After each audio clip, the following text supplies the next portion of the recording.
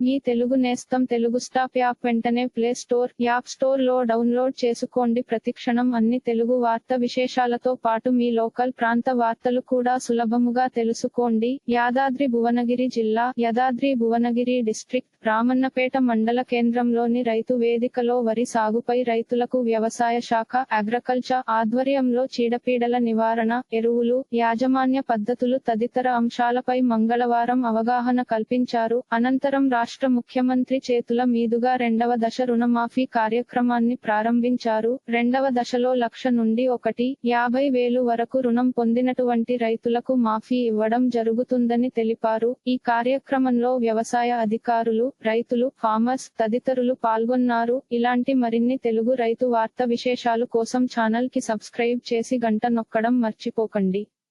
ఈ వీడియోని తోటి మిత్రులకి షేర్ చేయండి. మీ అభిప్రాయాన్ని కామెంట్ లో తెలపండి.